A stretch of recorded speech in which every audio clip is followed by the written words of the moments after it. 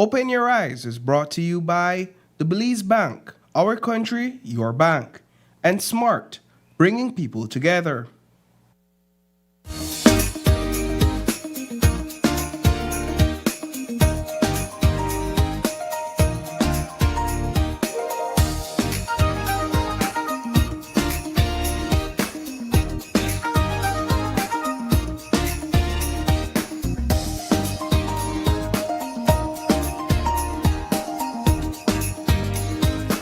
Good morning and welcome to Open Your Eyes. Start your morning right. I'm Sabrina Daly. And I am Isana Cayetano. Good morning. And good morning, Isani. Good morning, Sabi. Just like the weather, man. Gloom and doom. I promise it's not like that for me, though. I am feeling quite chipper this morning and rested. This is just the color I went with. And everywhere outside is wet and dark. I know. I saw a post last night saying that we could be expecting some pretty bad weather and serious weather. Thunderstorm, Yeah. But, I mean, we're going to get that official update in just a few. Nonetheless, I know that if there is anything of concern that we should be, really worrying about, we would have gotten a serious update at some point. So let's just go with that for now. For now, at least. Well, we're outside of the season, so I don't expect any major developments, right? But the weather is unpredictable in a manner of speaking. Yeah, so, for sure. I'm going to expect that it may be, at this point, at least a cool and dry remainder of the Christmas season. Yeah. We only got like 1 or 2 days of nice weather this Did it rain on Christmas Day? It didn't. Yes, it did. It did? Christmas morning. It's serious water. Dang, I don't even remember that. I don't even remember, but I know for a lot of us, we want to have at least a dry 31st going into the new year. Watch us, Sab. You can't ring in the new year and sing the All Lang Syne and there's thunderstorms overhead. Especially for people with fireworks who Well, but that's the a fireworks conversation is another one. that is. As you said that, Isani, for some people that might not be a bad thing. But let's jump into some of the things we have lined up for you in terms of conversations this morning on this 30th of December, starting off with understanding how explosives impact pets and wildlife. So very fitting for what we were just talking about.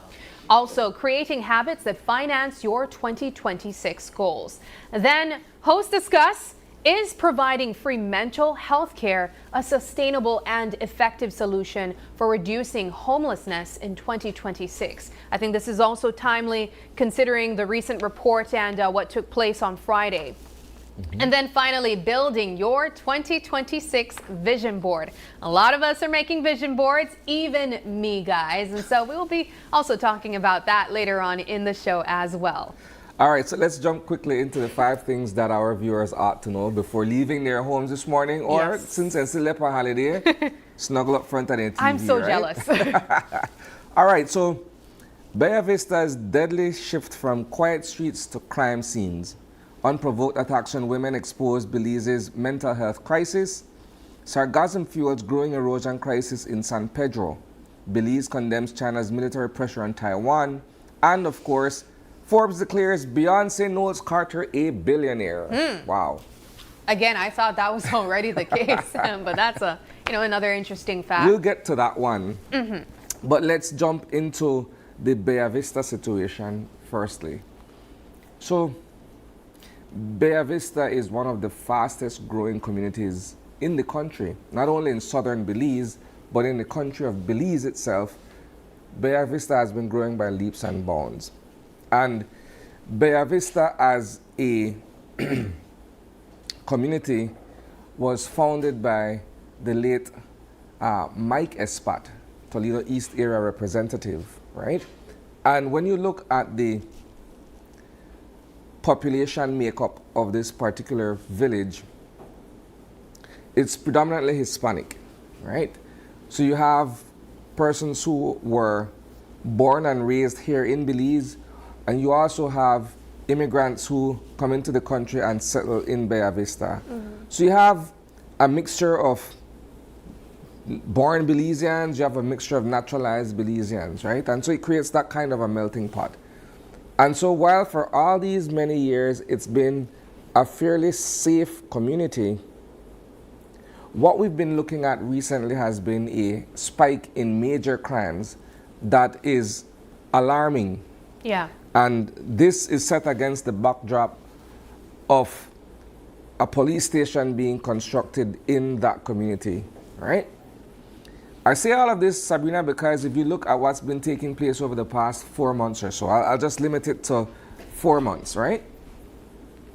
We've reported on a number of homicides, we've reported on a number of break-ins, and crime and violence seems to have taken root in Vista. On Christmas Day, in the early hours of Christmas Day, a young man was shot and killed in Vista. So while investigators are looking at all the possible motives as to why the young man was murdered, the staff officer for the police department who spoke on record yesterday also attributes a number of these incidents to, let's say, a turf war happening in Vista over the sale of drugs. Like a recently established turf war? Because perhaps if it's ongoing. Ongoing, yeah. I think, is a fair description of it. I can't tell you if it's recently established or if it's something that's been bubbling below the surface for a while and it's only now, you know. But suffice to say, it's an ongoing situation. Now, Vista has roughly 10,000 residents, right? A pretty large community, honestly. Bigger than Punta Gorda town. Okay. Right? So we're looking at a situation where, again, for all intents and purposes, it's like a Ladyville as not necessarily a satellite community, but a community within a district that has seemingly surpassed the population size of the municipality itself, in this case, the town of Punta Gorda, right? So, again, all of this to say, you need to be able to have the necessary resources. In this case, you have to have an abundance of law enforcement officers on the ground in Vista to ensure citizen security. In the same way, we would say you need to have a health center there, you need to have churches, schools, and the necessary infrastructure that makes a community what it is, right? And while this may be a fun fact, it's also testament to the fact that Vista is indeed growing rapidly. So yeah. The primary school in Vista, as far as I'm aware, has the largest population size in terms of students attending that particular school of any other school in this country. Really? I didn't know that. That's indeed a fun fact then. Yeah. So the reason why I questioned about a recently established gang sort of conflict is because normally when you see these communities start to grow very rapidly, you would expect some challenges involved, especially if there are persons migrating to different communities as well. And so very valid point about added resources that would be needed. But my next question was then, if these resources are already there, is it a matter of persons moving to the community that's maybe bringing these violence, especially if it wasn't reported so frequently before? Or is there a matter of probably not effective policing taking place in the community? Well, perhaps it's a combination of several factors. Yeah. The effectiveness of law enforcement being one of them, and that's a valid point you're raising there. But with any growing community, you have social challenges. Exactly. Right? And so if indeed it becomes a gang situation, when gangs take root in a community, it's cause for alarm. Because they don't just operate as a one generation problem, right? It over time becomes an inherent part of that community, right? Where you have generations of people who come from behind who are influenced by and live that same lifestyle and so on. So the question was put to ASP Smith yesterday, whether there's perhaps the influence of these Salvadoran gangs in Vista. Remember, I'm saying to you that it's part immigrant community, part not Belizeans, right? Like so, refugees and asylum seekers. And people just looking for, a better way of life outside of their home country. Right.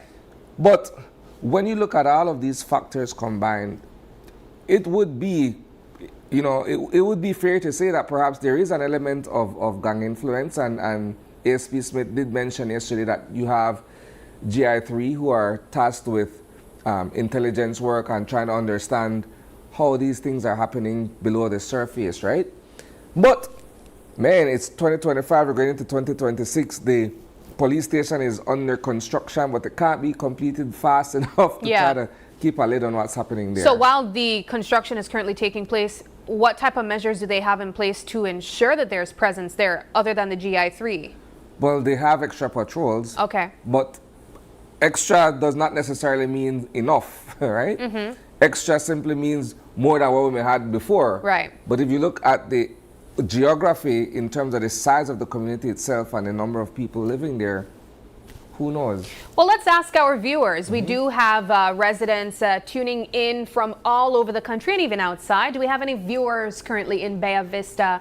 What are your concerns in your community? Do you believe that it's a matter of the population growing so quickly? Do you believe it's a policing issue, perhaps not enough resources within your community? We'd like to hear your thoughts on that. All right, so yeah, the next one is an equally serious conversation for us to have this morning. And it has to do with that incident on the 19th of December, where Mr. Kareem Anderson was caught on camera assaulting 2 women, right? And I don't know why I said Friday, by the way. It felt like the weekend, but yes, yeah, it was I on the digress. 19th of December that these incidents were actually captured on camera, right? So when I saw the video initially, I had my own reactions, right? And I don't know that my reactions were far off from the average person who saw the video. But when I was made to understand sometime afterwards that this is an individual who's suffering from mental illness, then I kind of softened my stance a bit, right? But wrong is wrong nonetheless, and his stepfather admitted to that yesterday. But the bigger question is, how does our society deal with these people who are afflicted with mental illness? And I say our society because it's an inclusive approach that I believe should be taken here. So you have the police, city council, you have the Mental Health Association, and whatever other government agency who has that as part of their responsibility. But my question always goes back to, well, isn't there or shouldn't there be a facility where these people can be housed? Yeah. The reason I ask, Sab, is very, very simple. You have a lot of people that wander around this place who are mentally challenged. And they're not only a risk to themselves, but they're also a risk to us, Belizeans, who are unassuming. Because not all of them display outward signs of mental illness. You have some people who, very low-key, you wouldn't even know until something happens, and then we react as opposed to say, well, we should have been looking at this thing carefully from the beginning with a view perhaps to be able to address some of these social issues. You know, Isani, just like you, I had my own reaction. I remember when I saw that video, I was parked in my car and I was watching it alongside my cousin, who's also a woman, and it crawled my blood, Isani. It really did, because witnessing that, the first thing I thought to myself was, wow, these were 2 women. You know, in a lot of cases, we consider women to be vulnerable. And I also thought to myself, imagine if that was a child as well. And that was, I think, where I first felt disturbed, the fact that there were 2 women that were assaulted first. The manner in which it was done, I think, was also very, very disturbing. Just one hit it took. Imagine the force that was involved there. But immediately I recognized that this had to be someone who was mentally ill too, though, because you don't see that type of action being displayed on a regular basis. This is very, very unusual. But of course, the question about where we place these persons with mental illness has been a question that we've asked way before videos like this started surfacing. We ask it whenever we see persons lying on the street, when we see persons who are obviously not mentally well. In some cases, as you rightfully mentioned, there are persons who hide it easier or better. But it's a question that we have asked many times before. I remember, and this will definitely show my age here, but I remember there being a facility, I think it was called Rockview. I'm not sure what the status of that is at this point anymore, but I do know that there are resources available at least for free, and we've had several mental health practitioners on the show with us, especially during Mental Health Awareness Month, I believe it was earlier this year. We highlighted that there are resources available, but there's a collaboration that needs to take place. My understanding is that these practitioners, they can't just go on the street side and pick up a person who's mentally unwell or maybe displaying aggressive behavior. There has to be that partnership or that collaboration with the Belize Police Department. Yeah. But they also don't go about just picking them up either. Yeah. They need to have the mental health practitioner with them as well. So there's some type of divide or gap that's there that I think we really need to address and perhaps be louder in advocating for. Fair enough. And I would want to respond, but I realize that our conversation is also a part of a discussion that we're supposed to have. Well, let's hold on to that. All right. So I'll leave that there. But I want to go to something a bit more lighter. Okay. So they're all over the place, but it's okay, right? So my legal just get declared a billionaire. You're legal, Yes, your personal friend. No, hey. Are you a beehive? No, just a bee fan. I'm not part of the hive per se. Okay. Right? I'm a fan out like that. But, so I've been a long-standing Beyonce fan, right? Love her music. And I think this is an interesting achievement, right? Simply because she's only the 5th musician / artist to become a billionaire. What's even interesting is that for me, before there was Beyonce, there was always Jay-Z, right? So now this family becomes a super powerful family, more than they are before these achievements, financial achievements, if I would, right? So you can imagine the power couple dynamics in terms of 2 billionaires in a family.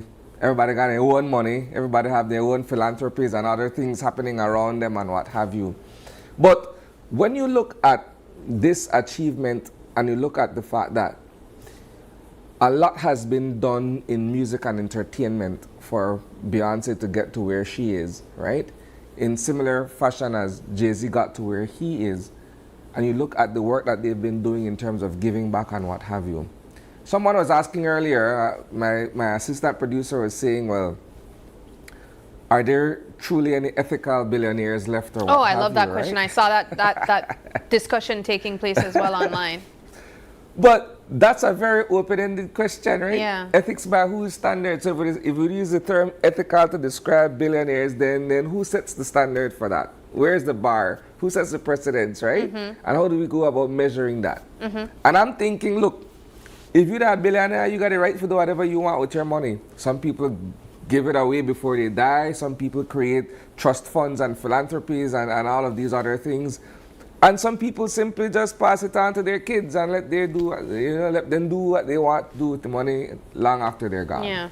When I saw this article, I kind of thought about it from a different point of view. I was thinking to myself, for here and home, Yeah. you know, oftentimes when we think of persons becoming any type of success story, we try to see ourselves in their stories. And I think about the musicians that we have here in Belize and what possibilities exist for them to even become half as successful as a Beyonce or a Jay-Z, you know, and even just to think that this lady has been able to achieve this success or this milestone with only her voice. You know, a lot of other artists, they're branching out into other ventures of business like Rihanna did with makeup and clothing and you know, several other rappers. Because there's no money in music anymore. Exactly, but she has shown that it is possible with her longevity, with the success that she has been able to stay relevant for all these years, for so many decades.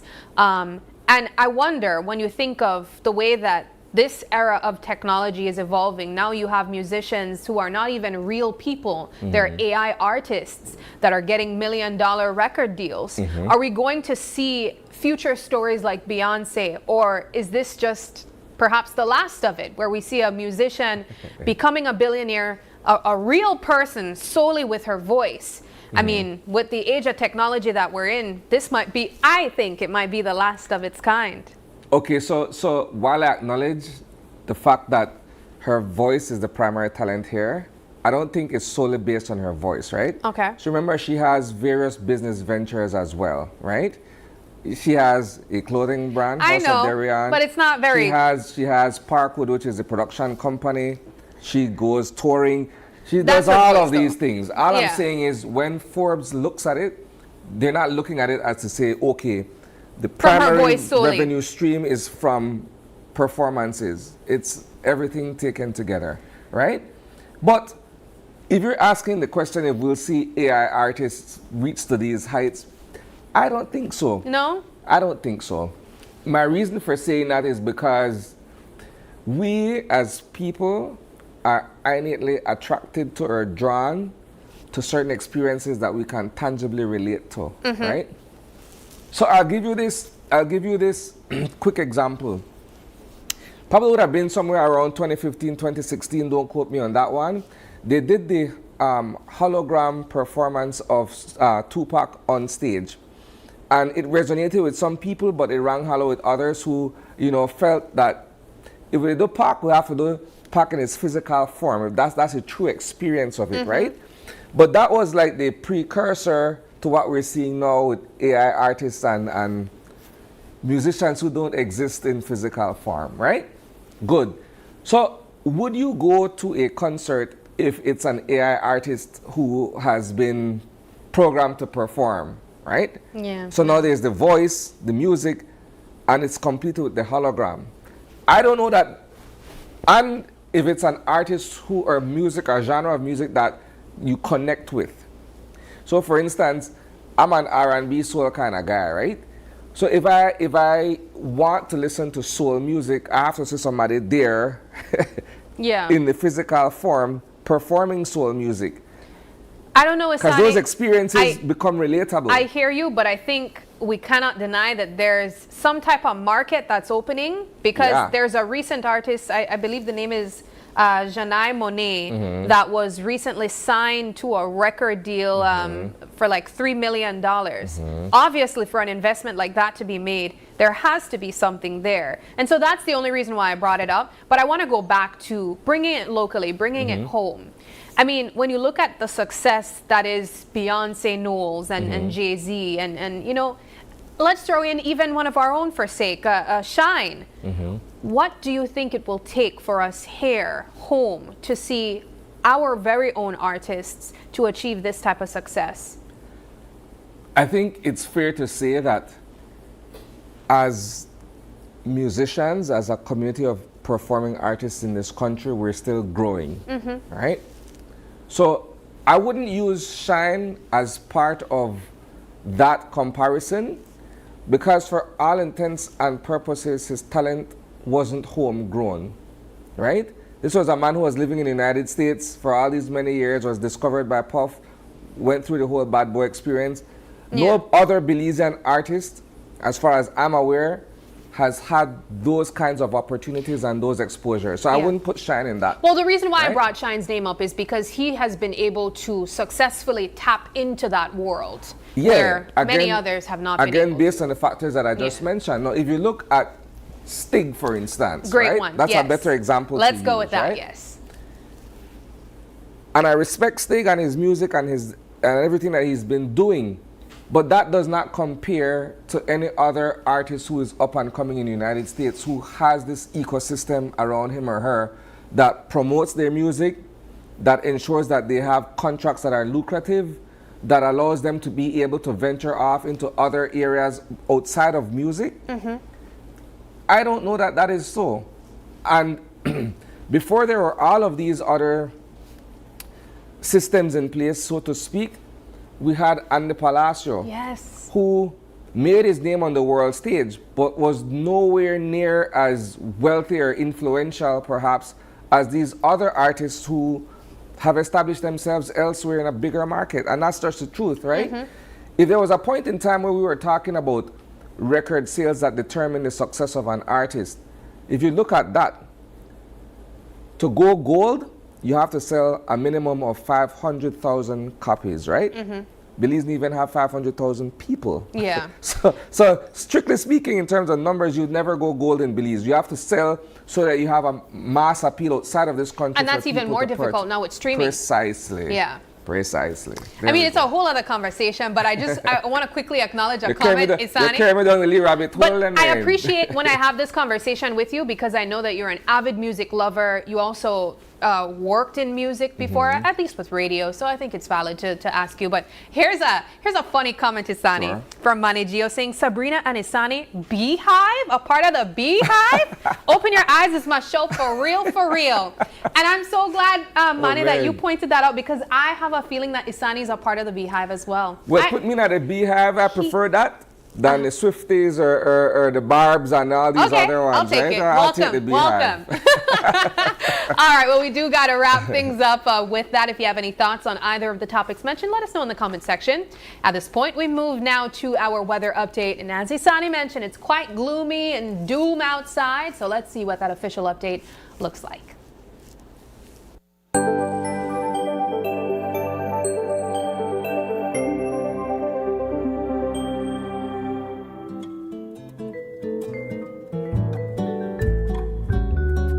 Alrighty, here is our official update from the folks at the National Meteorological Service. Today's weather calls for cloudy skies with a few sunny breaks. Tonight, skies will be cloudy at times. A few outbreaks of showers and thunderstorms will continue to develop mainly offshore and along coastal areas this morning.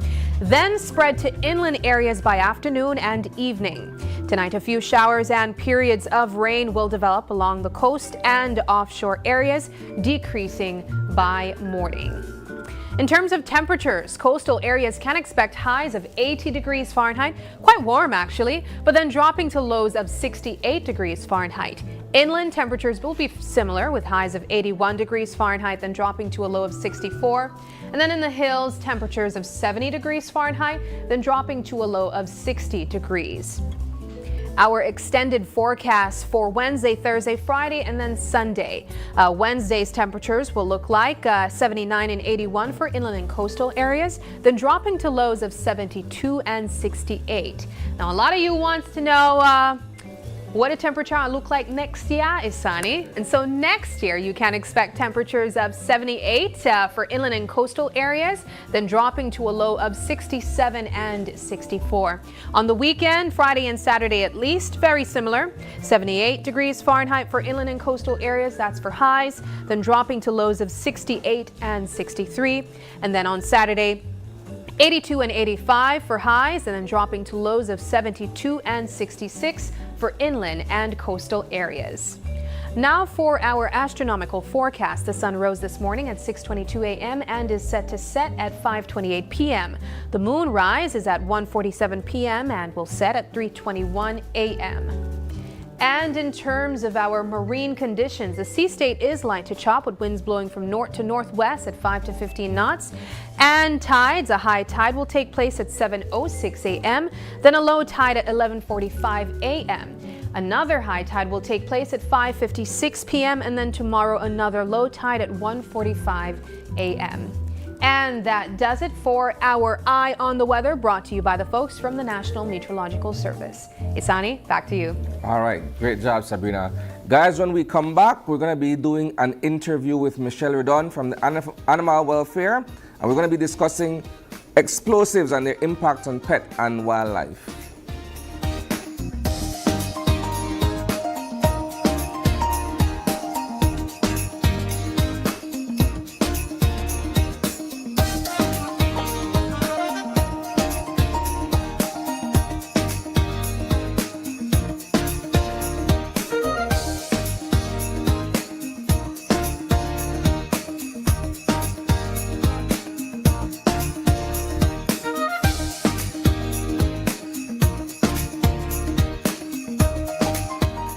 For everyday life. But behind every outlet, a lot is happening to bring you safe, reliable, and sustainable energy. Let's start at the beginning. Independent power producers across Belize generate electricity using a mix of renewable and non-renewable resources. Electricity travels across a network of high voltage transmission lines capable of transmitting electricity across long distances. Electricity then reaches your nearest substation, where it is adjusted to a lower voltage, making it safe to travel on the distribution lines you see in your community. From there, electricity makes its final journey from the distribution lines to your home, providing you with safe and reliable power when you need it. Belize Electricity Limited. We continue to serve you.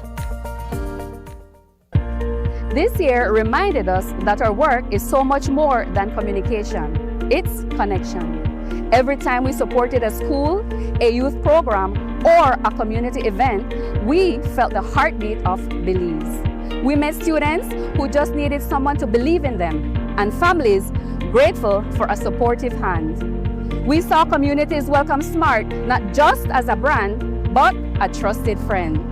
For us, impact is created through service, presence, and purpose.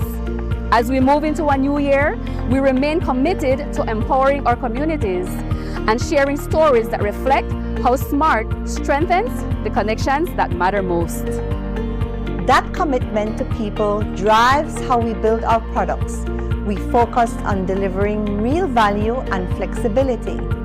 We upgraded our postpaid plans to include social media data, keeping you connected to your favorite platforms without the extra cost. For the prepay family, we enhanced prepaid plans to ensure you get more data and benefits from every single recharge. Flex bundles now better match real-time budgets, improving affordability. We introduced affordable Mexico data bundles to keep you connected while traveling. We are listening, adapting, and ensuring you get high-value connectivity you deserve. Great plans need a great network. SMART strengthened its promise of bringing people together by investing heavily in expansion. We added new towers in key areas, bringing a stronger signal and improved service to more communities. Customers along the coastal road in Blancano, Mountain Pine Ridge, and Cristo Rey now enjoy more consistent coverage, making SMART a reliable companion for every journey. SMART launched its fiber network in Sartineja, bringing reliable high-speed connectivity for today's digital needs. At SMART, we strive to reflect the energy of Belize in everything we do. From celebrating 20 years of excellent service to exciting collaborations, we've shared unforgettable times. We've delighted you with our biggest giveaways and deals ever, ads you could laugh and connect to, and launched a revamped website to make your digital experience faster and more engaging. As we look forward to the new year, we remain committed to what matters to you most: the communities we serve, the connections we build, and the precious moments we all share. All these remind us of our true identity and steadfast purpose, bringing people together.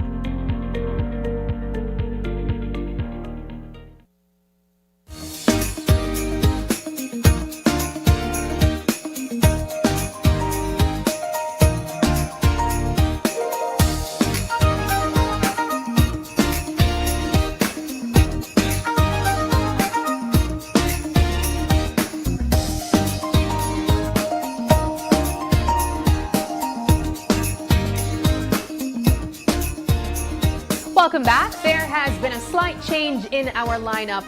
This next conversation that we are going into is one that's very relevant to this time of the year, Isani. You would know that when we bring in a new year, it always comes with a lot of reflection and planning for future goals. And so we are going now to a discussion that I recently had with Lucien Fitzgerald that often tunes in, but also often finds himself on this very couch with us. And he has highlighted some practical steps that you can take in creating habits that finance your 2026 goals. Let's go to that.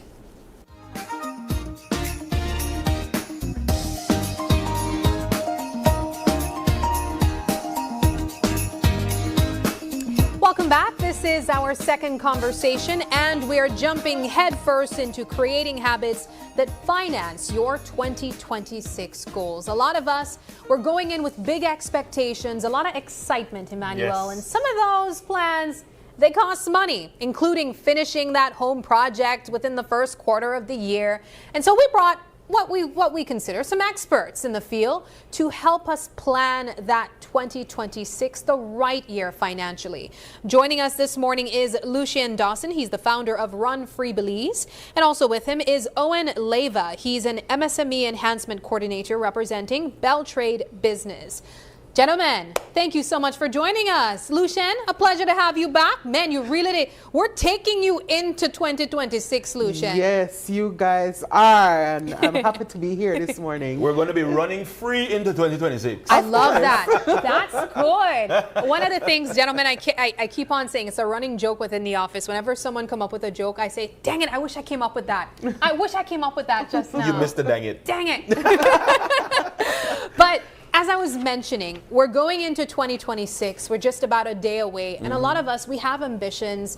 We have things that we want to achieve. And financial freedom for a lot of us, that's a big goal, but it's kind of hard to get there. We're also trying to work on smaller little goals as well. What would you say, both of you gentlemen, should be the mindset that we should go in with first, and then we can narrow it down with some of those plans and steps to get there? What's the mindset that we should have right now? Well, like we see, right, it's MAGA season. Around the corner. Not yet, no. Yeah. 2 days away, we are Around the officially corner, in a around the MAGA corner. season. But one of the things I think is very key, I mentioned it earlier, is consistency. Right? Okay. When it comes to budgeting. We have to be consistent. We can't say we'll do something for the first quarter of the year and then we get tired of it and we stop working on sticking to that budget that we worked on. Yes. So consistency is very key. There's a lot of tools, and yes, the tools help, but consistency is very, very important, I would think. So you believe the mindset that we should have is stay consistent. Don't be perfect, but be consistent. Correct. How about you? Money is a very jealous mistress. Ooh, no, you call it parables? Yes. No, money is a very jealous mistress, and Okay. you must stay on top of her, or she's going to fly away. Ooh, Yeah. okay. And that is with money. And think about your own spending habits sometimes. When you don't have something that you're guiding yourself by, say you have $200 in your pocket, you turn around and by afternoon, about that $200 gone. So money is a very jealous mistress. So I think it comes right back to what Mr. Liva has been saying in terms of being consistent and wanting to stick to that plan. And I think when we look at those areas, seeing that it's so very much important, I think for the viewers to understand, how do we remain consistent with these things? It means then that we have to make plans that are practical, right? So we can't sit down and tell ourselves, oh, well, I'm going to save 50% of my income this month, and then the next 50 I'm going to live off. So we have to be practical. So I think the thing about that is also that if it is that you're going to make a plan, you're going to budget, let it be one that is practical, that fits into your finances, and then you are able to better be consistent and stick to that. You could marry it. Right? So instead of letting that money be just a mistress, it could become an entire marriage now, right? It could be your wife. And if you remain consistent to keep the girls happy, right? So you have to remain consistent in that way and you keep it happy. You so guys I love are that. lyrical today. Like I'm telling you, it's all tying in so well. Yes. But it means nothing if we really don't understand how to budget in the first place. In a practical How do you way. go about explaining budgeting to the average person who really just lives paycheck to paycheck? They get their salary in their account, and by the time it hit, bills don't pay, we're broke again. How do you explain budgeting? I think it's really understanding where your streams of income is and where your expenses are. Some of us, we don't monitor how our money is coming in. Okay. And that's also key, because a lot of the times we focus only on the expenses, but where is our money coming from is also key to the discussion. And actually taking paper and writing it down, and then monitoring the expenses. And there are little foxes that we need to look out for. So for example, maybe you have to do meal prep and stay consistent to at least three days a week as opposed to 5 days, because you're realizing. But the only way you're going to do that is that you have to put pen to paper, and you have to be honest with yourself. There is no shame. I remember when I was in corporate life, I remember every payday I used to have a post-it, and I used to do a little budget every payday. So yes, you're creating a plan. These are the goals that you may want to accomplish, but you also have to be consistent in also monitoring that budget, because your budget is not like the Bible. The only thing that's set in stone is the Bible. Your budget is not set in stone. There are things that come up from time to time. You may have to readjust. You may have to make some modifications. You may realize, hey, I don't need a Netflix account again. I may need to cancel that Netflix. Things of that sort, you need to be honest with yourself. I'd love to.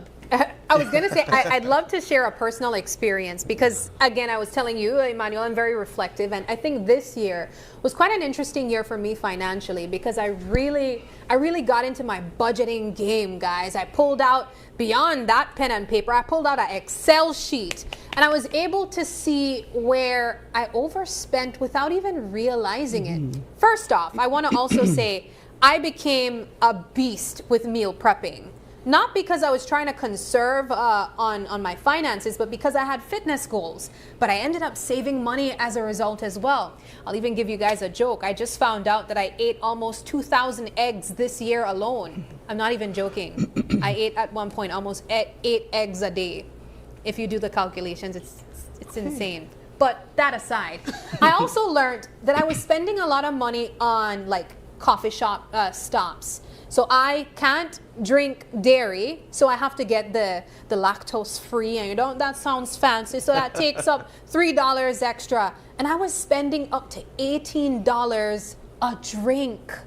And if you calculate that, say I do twice for the week, that's almost $40 for the week, guys, on just a beverage that was unnecessary. Let's not even talk about my Coke Zero obsession or addiction. That again was another way I realized I was spending a lot of money. And so I had to find intentional ways of cutting back. And when I really intentionally cut back, I ended up buying my matcha and I made it at home instead, and I saved money there too. I saved hundreds of dollars.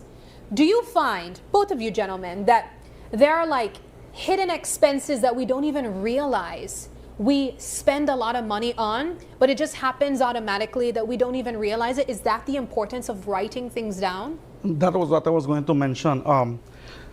We tend to think that we can remember everything, right? and talking about a business standpoint, or looking at it as in the eyes of business owners, especially when it's a one-man show business, or it's a mom and dad, or small family business, you have to be able to do all of the operations of the business. So writing down your expenses and your daily sales becomes a task.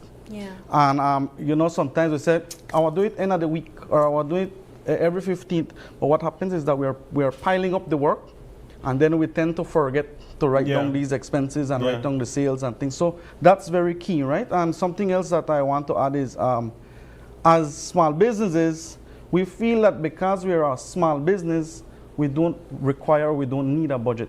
And that's not the case, right? So you're giving us best practices and tips for small business owners as well. Correct. Okay. Right, because they tend to feel that because they're just a small business, it's not necessary. But like I mentioned, it's like you mentioned, Lucian, is writing it down, being able to take note of it. And like I mentioned, just keep on doing it and stick to it, and should be able to assist, Lucian? I would just want to say, just don't get fancy with it, and don't overthink it. But keep your goals in mind.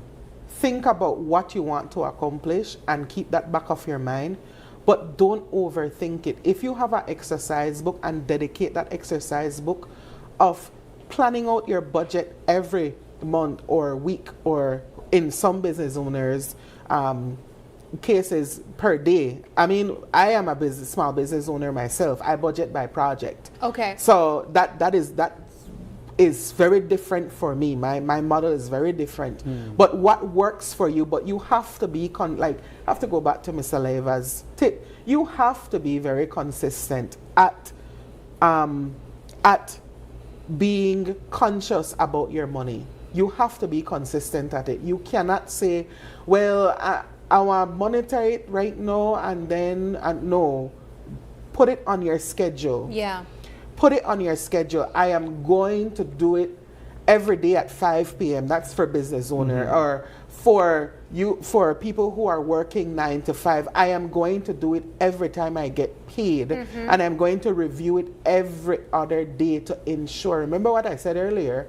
It's a very jealous mistress. So you have to be able to monitor your finances. What does an ideal budget look like?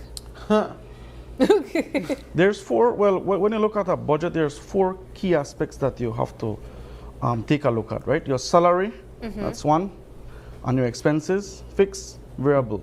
Think that no matter how much you're earning or how much sales you make, those expenses stay fixed and you can't do anything about those ones. And then the other is? The variable ones are where those are the ones you can control, no? So your light bill, your water bill, Right. your groceries where you spend. If I realize that probably my internet, I can bring down the speed a little bit lower because I don't really use it as much, then that can be something or areas that you can control, no? Okay. And then the 4th key component is being able to have a section for emergencies and a savings, right? Savings, yes. You mentioned that, you know, sometimes we have businesses or personally where we live paycheck to paycheck, or the bills, the sales are enough to cover the bills for the month. Yeah. That's why it's important to be able to understand the difference between profit and salary, right, as businesses.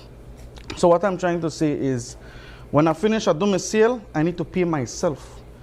The profit belongs to the business. That has nothing to do with me. My salary, I pay myself something, and then the profit, that takes care of the business. And that's very important because sometimes we mix that up, right? We tend to confuse profits with we wanting to touch the profit for our personal, you know, gains or businesses or whatever we want to do. That's something that should be separate. And it's very key to understand that as well. Do you find that a lot of business owners, young business owners coming in not understanding the difference between that, maybe getting very ambitious and paying themselves a lot in the start or not paying themselves at all? Exactly. When we do these trainings at Beltrade, these are key important topics that we would go over, and we find that indeed when we do these activities, one of the main things that business owners tend to forget is their salary. Right? What percentage of the income should they give themselves as salary? There isn't like a set, would say, formula for it. There's different methods that you can use. I mean, you can ask yourself realistically, how much would I pay someone else if they had to do this job for me, right? I like that. Setting a realistic goal. Or how much should I, probably, let's say I do pastries and I'm certified, I did different courses. Now these are things that add value to my business, so I can, you know, charge a little bit more for my services because I have all of these things that accompany what I do, right? So there isn't per se a set formula, but you want to try and be as realistic as possible when you compare yourself if somebody else was in your shoes, right? But just to add to that, the difference with entrepreneurs or small business owners and personal or people who work a 9 to 5 is that they also have, business owners have to be cognizant of commingling. A lot of business owners don't recognize that you need to separate your finances. Your business finances is your business and your personal is your personal. And so personal budgeting looks a lot different for entrepreneurs as opposed to people who have a regular 9 to 5 job. And that also needs to be back of your minds, which means you need to go through the process of formalizing your business, registering your business, registering with the income tax department, and getting your books in order so that you can recognize or that you can be recognized in the system, and then you can also reap some of the benefits that the system can offer. But you need to separate your finances when it comes to being an entrepreneur. Your business is your business. It's a separate entity. I like to say personally, that's not my next baby. That's not my next son or daughter. And then I realize that that's a person that I have to tend to separately, and then I collect a salary from my business, right? And I don't have a precise formula like what he said, but my formula is when I pay out all my expenses and everything, then I go and I pay myself from the profit, but I don't take all the profit either. So like right now, the business gets 60%, I get 40%. And that's my formula. Okay. And that's what works for me. I'm not telling all business owners to do that. That may not work for them, right? But that is the stark difference between entrepreneurs and people who have a 9 to 5. Yeah. You literally are managing finances for your business and yourself, and sometimes if you're not careful, you can commingle. That's the official, but you mix up your money together. Yes, Yeah, You that's know? where it gets confusing. But I also like the idea of separating the two, because when you think of paying yourself and then, of course, finding a way to put aside money from the profits, it's kind of like you do that at the pace of how quickly you want the business to grow too. So maybe you could have taken 70% and only given your business 30, but that 30% is what you will be expecting of the business in terms of growth as well. Right. Is that fair to say? Yes, that's very fair to say, because what you invest back, because savings isn't just putting it up for a rainy day, right? It's also, what am I investing for expansion? So for example, you take a business like Channel 5, for example, we have seen stark expansion in the past 5 years or so, to speak. That came with conscious financial practices, sound financial practices, that okay, we're able to afford this, we're able to afford that, and so now we're setting aside a fund so that we can invest for that expansion to be realized. That's how business owners are supposed to be thinking differently. So it's, how do I take my savings and I use that savings to make more money? And that's how we think differently. What I like about what you shared for the viewers is that it spoke of where you were and where you have become, but there's a process in between. And I think one of the things that happen at times is that there are persons who want to accomplish something, but we want it tomorrow. Overnight. We want it today. We want it overnight. We want a microwave fix, Yeah, right? like But that. I think what you just explained is so very powerful for persons to understand that it takes planning. And the planning, there's a time that is accumulated to that, especially when we think about persons who, like you say, living from paycheck to paycheck. These persons also have goals. They also have things that they want to accomplish, and these things also require finances, but maybe perhaps they don't have that bulk of finance. So it is then, to say to them, how long? So time bound. So your goals have to be time bound, right? So we look at that in terms of saying, how long before we can achieve that? So for the viewers, it's just for you to understand that whatever portion you have, you take out that bit and you put it aside. One day you will realize that goal. All right, so that was very powerful. Yes, but like I said, also like the old African proverb, an elephant is eaten a bite at a time. Yeah. Definitely. And sometimes we look at the elephant and we say, for example, like I'm building a home, right? Yes. It's going to be accomplished the first quarter 2026. Congratulations, by the way. Thank you. I'll give you in advance, Oh, right? thank you. You could thank him with a toaster. So, I'm not a toaster, 'cause Right? I'm literally just at the tile. I'm tiling. We're tiling up. okay, but how long was that process? About 3 or 4 years. Okay, so that's what 3 you or would, 4 years. It was not overnight. Right. It's not like the 6 months. Go to the bank. You get a big tranche Right. down in the tranches. yeah. So that would what you would call a long-term Goal, definitely. because it's beyond 3 years. Definitely. Right. So you ate that elephant one bite at a time. Now Yep. you're seeing the house now. Looking like a whole elephant. Right, exactly. So it's also biting down your goals into bite-sized pieces. Okay, I want to, for example, there are a lot of people who want to go back to school. Yeah. How am I going to accomplish that? Okay, find out first how much it costs to go to school. How are we going to attack this? Are we going to take out loans? What are the costs for loans? The minimum I see for loans right now on education is around 10%. That's the minimum I'm seeing right now. What do you mean 10%? 10% interest. Oh, interest. Yes, Okay. on the loan. So are you able to afford that? Or are you going to, like what you did, am I going to self-finance? How am I going to self-finance? Does it mean that, okay, I may have to defer Definitely. going to school and Yeah. then saving up some money for my first semester? So there will be sacrifices. You're going to have to make sacrifices. There are certain but things you have to cut back on. Yeah. But you yeah. have to be honest. I want love to say this that. first. Yep. Please, You let's have take it there. to be honest with yourself. You can't live in our delulu world. You cannot have cognitive dissonance and go through this process, or else the resolutions are not going to be attainable. Realize. It's Thank not you. going to be Gentlemen, attainable. can we say that again? Can we say that again? Because I think it's such excellent advice to go into the new year. A lot of us live above our means. Yeah. We want to follow what we're seeing online. Yeah. We say, Lucian, go into fancy jacket and So we want brooch, jacket and we too. say, no, I have to get jacket too. I can't have Emmanuel sit down Yeah. and eat this flower print shirt. I have to get one too. I can't have Mr. Leva this stunt with the fancy watch. I have to get one. We see things around us and we covet what our neighbors have, and we want to do the same. And a lot of times it's not within our budget. How do you be honest with yourself in understanding where your finances are and what's the means that you should be living? Most of we got online banking, right? Okay. Write down everything. I do not skip.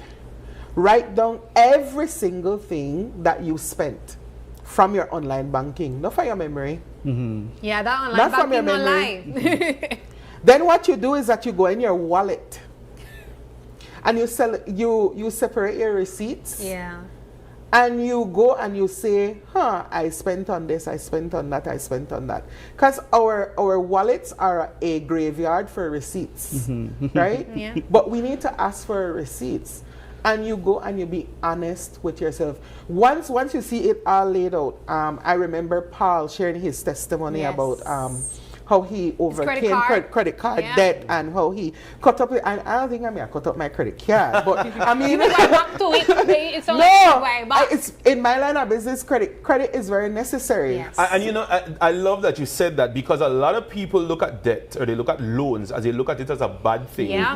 And the reality is, if we learn how to use these tools, it should be able to help us. Because when you think about it realistically, Sabrina, for persons who are saying that they are on the paycheck to paycheck rotation, I mean, what are we saying to these persons in terms of achieving goals? It is very, it could be unrealistic for these persons to attain anything. And maybe one of the tools that would assist them would be a loan or so forth. Now, how they use that loan or what they borrow for, now that is where it becomes important. Are you borrowing for something that is going to create for you a passive income? Are you borrowing for something that is going to be an investment that maybe perhaps is going to take away a long-term loan? Or are you just borrowing because you want to, put on a fancy shoes and put on a fancy watch and what have you? So what is it that you are borrowing for, right? So that becomes also important. So it's not to say that debt is a bad thing, but how you use debt is what is going to determine, the health of your finances. The key word is to borrow. You call it borrow responsibly, right? Borrow responsibly. I remember Dean Barrow when he was Prime Minister once, when he was speaking about something. He said, "Listen, you don't only have bad borrowers, you have bad lenders as well, right?" So again, it but also behave comes yourself. The credit unions have been preaching for 19 years. Why does it matter what the man me say? Whatever other points we have, we need to keep it in within 3 minutes, okay? But I love where the conversation is going, because I think that's the type of energy that we all have going into the new year right now. We're excited about, the unknown. We're starting off fresh. And we want to do it the right way. So as we wind down this discussion, because we are a little bit out of time now, what's one solid advice you would give small business owners? And Lucian, I know you also work with small business owners as well, but I want to ask you for personal advice for people just trying to figure out this budgeting thing on their own. Let's go with you, Mr. Leva. Yeah, for small businesses, like I mentioned, write down everything that you do, guys, your sales, your expenses, figure out your expenses, which one are fixed, which one are variable, and try your best to have that little savings on the side for, like we mentioned, the rainy days, or for investment opportunities, or anything that can come about that you have that extra fund that can help your business, right? And again, my key word is consistency, right? I'll keep on repeating that. Consistency. Lucian? The old credit union saying, save, right? But save consistently, borrow wisely, and repay promptly. That is going to be the key. But also, final words, be honest with yourself. Get rid of your cognitive dissonance. Get rid of your delusions.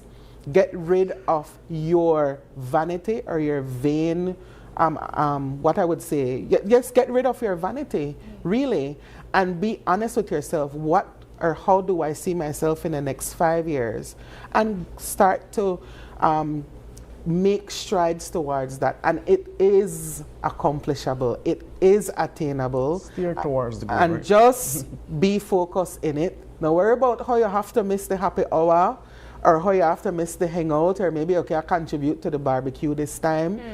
And if you have real people around you, they understand that you're trying to accomplish something as well, and so the support system will understand. And I mean, it would be very remiss of me to not wrap up this thought or these thoughts with saying to persons that one of the things that's very important is risk management. So when you are planning and you are making these budgets and all these different things, you have to ensure that you secure your finances. And one way to do that is with insurance. I'm not saying to call me, but call me.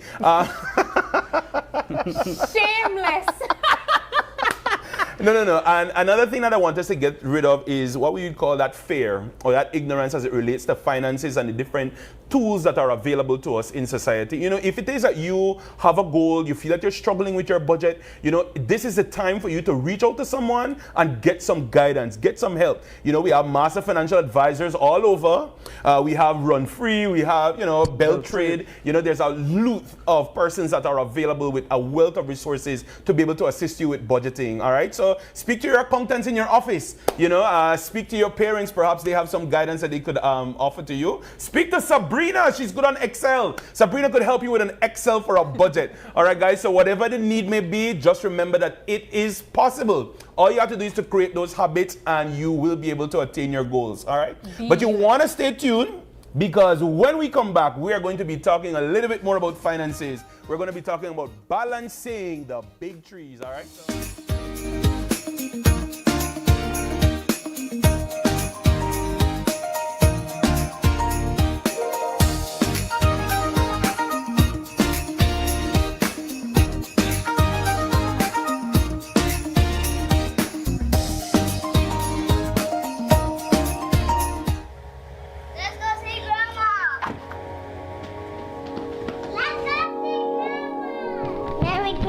Grandma, we got you some presents. Merry Christmas, Grandma, we brought you some presents. Here you go.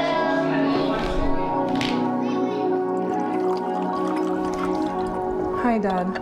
So, how has she been? Darling, she has some moments. Some days good, some days bad. Some days she recognizes me, some days she doesn't. But you know what? Love is not forgotten. Love is always there. Always. That's so true, Dad. You know, maybe it's time for one of those good moments, one of those good days. Hi, Mom. Let's go for a ride. Come. Let's go for a ride, Mom. Come. All right, watch your step, Mommy. Watch your step. All right, take your time.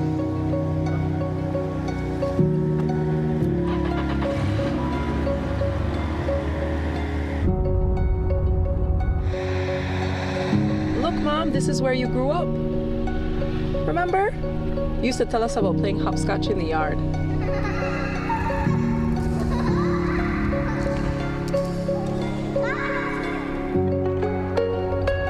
See, Mom, now we're coming up to the famous swing bridge. You said Dad used to walk his bike across here with you. Yes, you remember? And look, we're in town now. And we're coming up to your old job, Mom. Now it's called Belize Bank. You remember?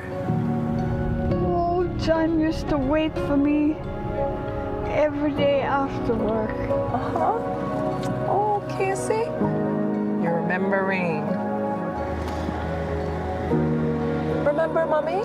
You and Daddy got married here. Oh, yes. Oh, I was so nervous that day. Oh, it was the happiest day of my life. The first time I saw John, I knew he was the one. Aww.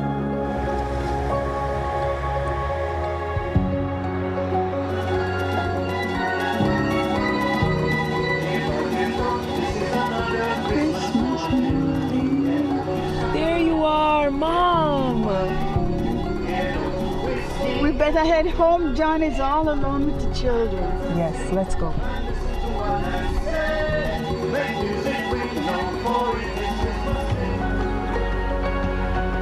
John! Merry Christmas. Merry Christmas, my love. Merry Christmas. Let's go inside, darling. Let's go inside.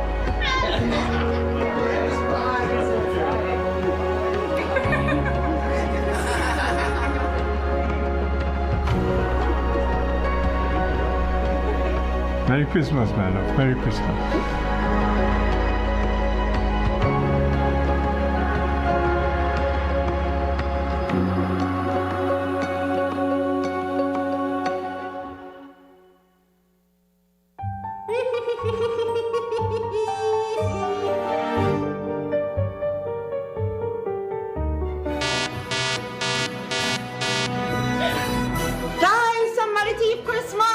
Open your eyes, streets gone too. Somebody call police, call Coast Guard, BDF, Santa, anybody with a badge. This could be the biggest story of the year. Guys, we need headlines. What about no Christmas tree? Big problem. I hope we never thief the security footage as well. Wait, how we want to sell Christmas packages with no Christmas? Courtney, they thief Christmas. What? I hope that never Grinch. It is the Grinch. Make him look dangerous, but Christmassy. Okay, posting now. For this, we need the eye in the sky. Okay, guys, prompter is loaded. Audio check. Ready to go live. Stand by in 3, 2, 1. Christmas has been stolen by none other than the Grinch. We now go to Paul Lopez for a live report. Yes, Sabrina. Eyewitnesses saw him struggling, carrying all that Christmas decorations. He couldn't have gotten too far. We spoke. Excuse me, Paul. I'm being told we have a sighting of this green menace in our backyard.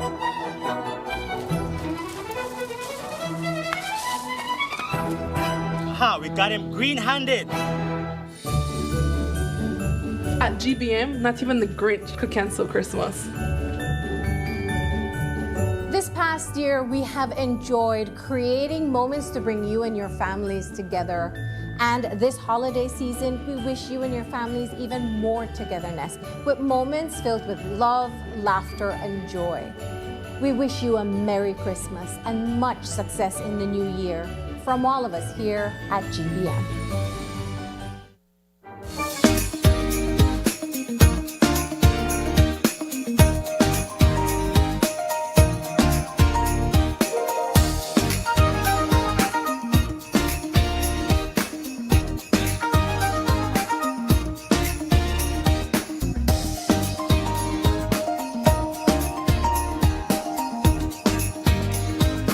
And welcome back.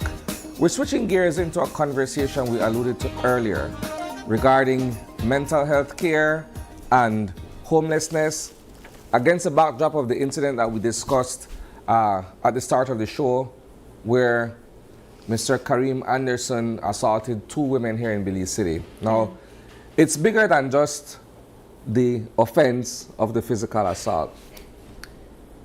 It's the factors at play here and how we as a society respond to them. Yeah.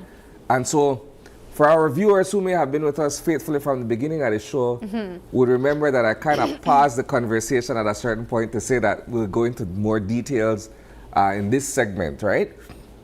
And Sab, to continue where I left off from, I am saying, look, we have an issue of mental health. We have an issue of homelessness, right? But not all homeless people suffer from mental illness, right? So we kind of have to draw a distinction where that is concerned. And not all mentally unwell people are homeless. Some are properly cared for as well, but they're still living with mental health issues, right? Just so that we draw that distinction, so we don't mix hammer dilly, so to speak. Yes. Right? But look, and I don't want to come off as being preachy. Please forgive me if that's the impression I'm giving. All I'm saying is this. Our society, we hold up a mirror to each other whenever we treat each other a certain kind of way, for better or worse, right? So that if we see people who are homeless and we shun them, right? That's a reflection of us. If we see people who are afflicted with mental health issues and we just write them off as crazy or what have you, that's also a reflection of us, right? Today, in the present, in our Belizean society, we are guilty of both, right? 'Cause I would be the biggest hypocrite if I sit here and I say I don't write off certain people subconsciously or knowingly. People come in your sphere, you see people, you interact with people. Some people you're naturally drawn to, other people you just sort of, background noise to me, right? And in some instances, we see people who are in need. Either they're homeless and are asking for help, or they're mentally ill and they just come in our sphere and we just become dismissive of them. Until something happens, right? And then we realize, shoot, I probably could have said something or probably could have done something that, for all you know, alters the course of that person's life. Yeah. You never know, right? And I'm saying that we Belizeans, we very dismissive. We walk across until Swing something dramatic happens, like what took place the 19th. We walk past Swing Bridge every day. We see there are people downtown Albert Street, and we don't think twice. Yeah. We don't think twice. Now, to the point though, do we provide free services? Perhaps we do, right? A lot of times we have these conversations, Sabrina. The Welcome Resource Center is a topic that comes up. So it's this facility at the corners of Tibruce and Vernon Street here in Belize City, in my neck of the woods, so I know where it is.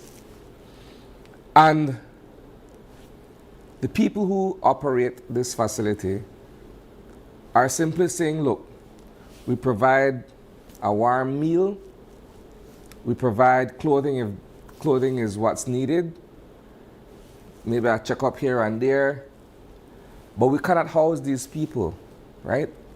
So basically you're passing through, so to speak. But while there is this facility there that people can access, you're not going to stay. Yeah. You still have to come back out into the street at some point.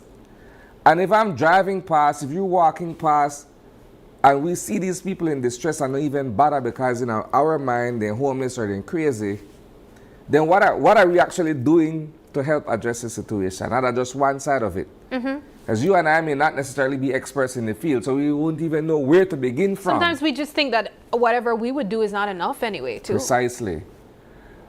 And it's not to take away from the work that other agencies may be doing, but I don't know that I've heard enough from the government of Belize, perhaps through the Ministry of Health and Wellness, that there's a program in place that deals with getting these people off the streets or addressing their needs in a more meaningful way. I may be lost on that part of it. And I think that's where we are right now. That's literally the point where we are. And perhaps, you know, we could be thankful that now we're able to have this conversation, sadly, from two women being harmed, but it forces us to really discuss in a more aggressive way what can be done. We spoke to Miss Kathy Esquivel, and she has been an avid advocate for mental health protection and also more resources being given. One of the things that she highlighted in the news last night, and we even had her on the couch before, as I mentioned earlier this morning, we've also had several nurse practitioners, mental health nurse practitioners. We've had persons working in private clinics as well that have come here to talk about resources that are available. As you mentioned, Isani, there are resources free and open to people who would like to get access to it. The challenge, though, that has been identified, shared by Ms. Kathy Esquivel, shared by nurse practitioners, mental health practitioners that have come on the show, is that there needs to be a partnership or a collaboration with the Belize Police Department to take these persons off the street. They can't just go and do it on their own. So stick up in there, Sab. Let me jump back into the conversation. You're right. And if you're echoing what has been said by others who have dedicated years of work and learning how to deal with these individuals, I am saying that the Belize Police Department falls woefully short of being able to deal with these people properly. And they're trained too.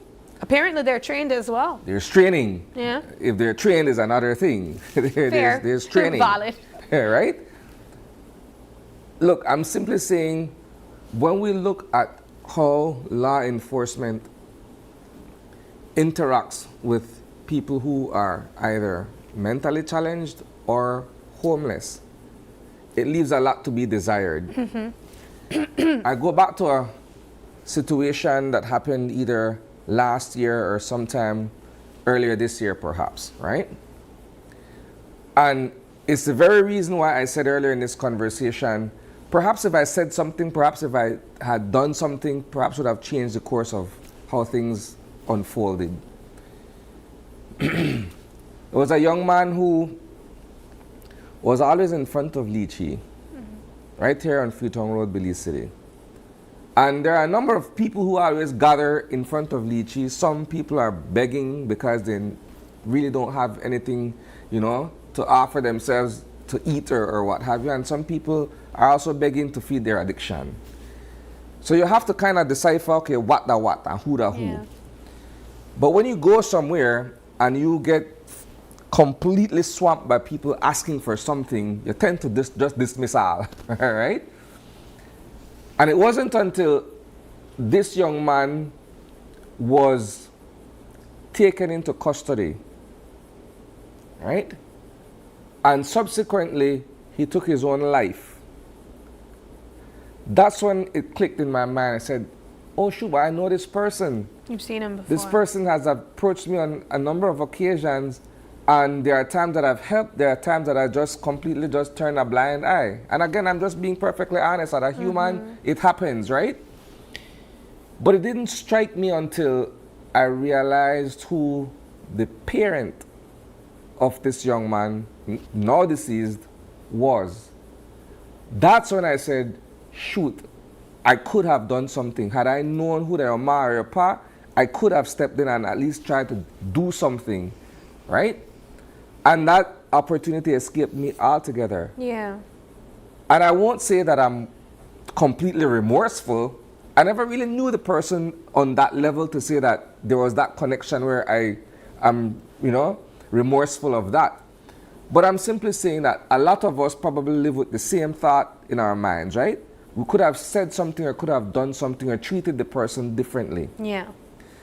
When police go in there, I don't know if they have that kind of empathy. When police go in there, you either come with we or you know what's coming next. Yeah. Right?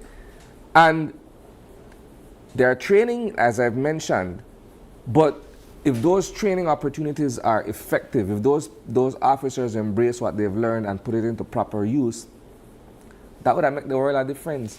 You know, I could cite examples unlimited where they've sort of fallen short of that expectation. And there's so many ways that we could take this conversation, Isani, because you mentioned something that I think is really important for us to, to highlight. You spoke about ways that we treat these people. You giving this person $1 or buying food might not have necessarily changed much.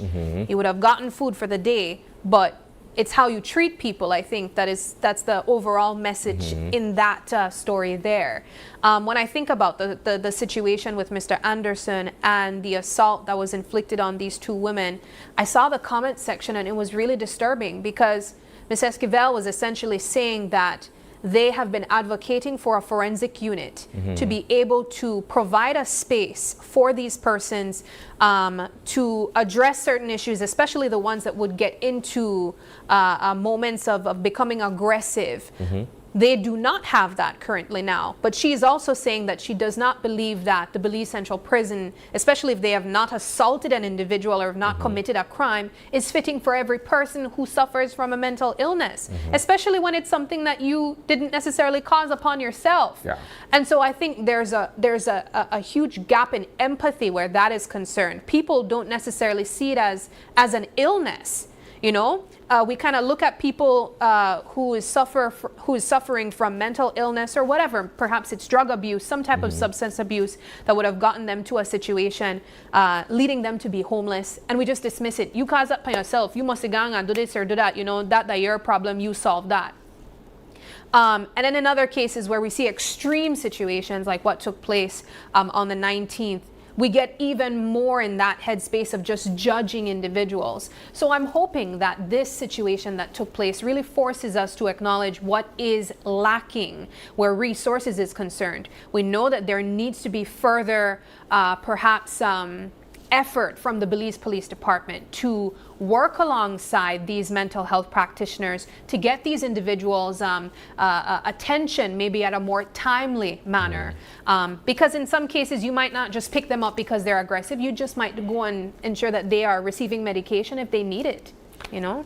There was something that Mrs. Esquivel said yesterday that stood out to me as very, very sharp and poignant, right? Where she's saying that this population of people who deal with mental illness on a day-to-day basis are equally as vulnerable as other people. That's very true, Isani. And that stood out for a very, very obvious reason. Yep. It's so obvious that we overlook it. Because we think about ourselves and our day-to-day, that we don't realize that those people who we pass by every day are more likely to be harmed. Yeah. than that is very, very true. Right? And I think that that's something worth highlighting because of what it specifically speaks to, right? I also think of, you know, private facilities that have been trying to do, you know, everything that they can to get these people off the streets. I think of Jacob's Farm, for example, who have provided support to persons with substance abuse, oftentimes leading to mental illness as well. I've spoken to several people there, the program that they have running. Of course, you also mentioned the Welcome Resource Center. That one is more of kind of like a day home for people to just go in, access to the resources, and then leave. But it's a conversation that needs to be had, man. Like we have to get more aggressive about it. So let's go in a slightly different direction, still on the topic. Yesterday, we had a comprehensive news item on this issue. And I appreciated the fact that the court reporter was able to speak with the sibling of Mr. Anderson and his stepfather. And two very important points were raised in those interviews, right? Where the sister was saying, look, when my brother's dad passed away 8 years ago, we saw him sink into depression, right? And we tried to seek help for him, but in this case, the help seemed to have exacerbated or made worse the situation. At least that's what the sister was saying. Yeah. So that's on one hand. On the other hand, the stepfather was saying, yes, I admit that what he did was wrong. There's no getting around that. We saw what happened. But do we now treat him with disdain and condemnation because of this, in the face of the fact that he's visibly dealing with a mental health issue? So you have two different things that were raised in that story, right? Where, one, I don't know if Mr. Anderson, who I believe is 27, 8 years ago would have made him 19 years old, would have either had access to a counselor of some sort, a psychiatrist, to talk through his depression, right? If this is brought on by the loss of his father, maybe he would have needed someone to at least sit down with and go through the grief and that entire process. Even medication? I don't know that side of the story if that was ever done, right? Then you're also looking at the fact that when you saw the video, the first instinct was, boy, well, if that my ma, or if that my sister, you don't know where I catch her. Yeah. Completely ignoring the fact that this person is not mentally sound. So how do we deal with a situation like that when we have in our heart or mind a sense of anger because we're reacting to what we saw? For me, though, I want to quickly stick a pin there, Isani, because I want to go to the point raised by the sister. And I think there's still such a huge misconception where intervention for mental health illness is concerned. We oftentimes treat it kind of like, if I go to the doctor and I get some medication, I'm supposed to be well, immediately after. But a lot of people, I think it was in another interview, Mrs. Kathy said that mental illness isn't something that you can cure, but you can treat it, And so I believe it was a sister that said, he received an injection, and then after that, he just started acting worse. It's not just like a magic pill that will fix you. It's not a one-off thing. It's not a one-off thing. You don't go to the doctor and they put something on you, run a couple tests, and then, okay, cured. this is your issue. Here's a pill, you take it, and it's done. And I think there's still such great ignorance where mental health intervention is concerned. People tend to think that it's kind of like it's a quick fix. And a lot of people have suffered with mental illness and are managing it now. And yes, you can say they're on the other side, but that doesn't mean that it's not something that they still have to deal with. I've expressed struggling with anxiety, and I would consider myself now being on the other side of severe anxiety and depression, but I have had to continuously work on that. It wasn't something that I went to, take a tablet and it fixed my issues. And I think we still have a lot of ignorance around that. In a situation where you are essentially incapacitated by your mental disorder, someone, a caregiver, a member of family, would have to have this commitment that says, I will walk you through, or we'll walk through this process together for as long as I can hold on. Yeah. As opposed to, we're going at the doctor once and figure, okay, that's the end all be all. Yeah, no. Right? There's a journey as compared to what you think in your mind. Well, we're going to the appointment where I sit down and that's supposed to be and the doctor will fix you or not fix you. It's not. It's really not. And that's the reason why we tend to be so dismissive of people that suffer with mental illness. And it's not just a Belize thing. I think it's across the board. It's still becoming one of those conversations where different generations are trying to understand what it looks like, But going back to the question that was raised, is the resources available, is it effective? Does it need to be perhaps further improved, especially when we look at persons that are homeless? I think it also is important to mention that while not all cases of homelessness are a result of mental illness, I kind of have this idea that a lot of it has to do with, it's connected one way or another to it. For you to be in a position where you have absolutely no one, do you know anyone that has absolutely no one? That's a difficult one because I'm also adding to that mix. Remember, at the start of the conversation, I was saying that, excuse me, you have people who are homeless but are not mentally ill. You have people who are mentally ill but not necessarily homeless. And then you have people who are struggling with substance abuse. So that's what renders I kind of them think. either mentally ill or homeless, right?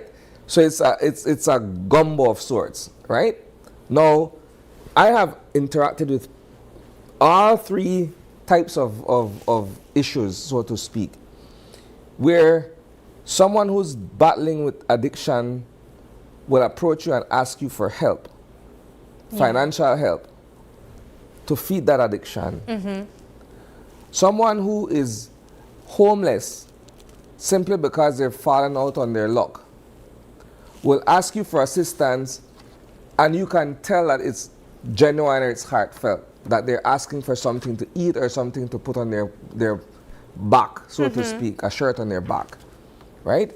And then there are the persons who, they have their families, but they're dealing with dementia or they're dealing with some form of mental illness. And you wouldn't know that if you don't go in their circle, right? If you don't visit the friend and realize that the brother, the aunt, or whoever it is to them is suffering from mental illness, you wouldn't know that because they're not out on the street. Yeah. Right?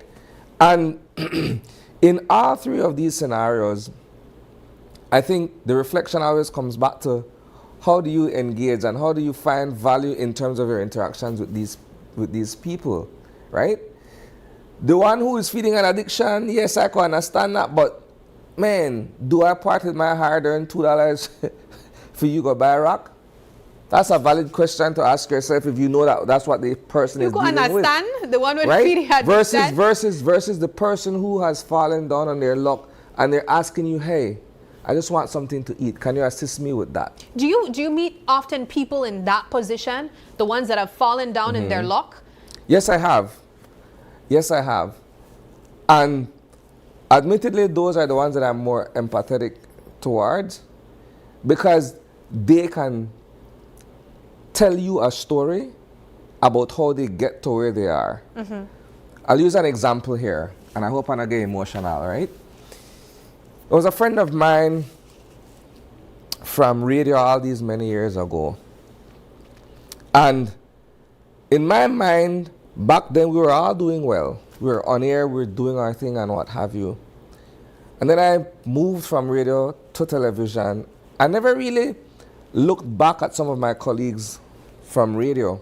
It wasn't until a few years later I asked myself, yo, but I haven't seen this person. I haven't heard this person on air either. What became of him? Yeah. And I never followed it up beyond that point.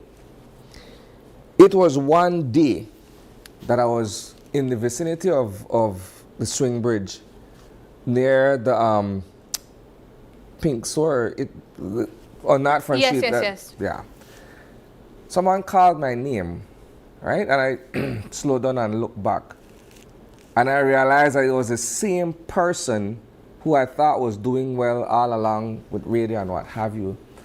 And I saw him there amongst these homeless people. I kept my composure in that moment. When I walked away, I just completely broke down.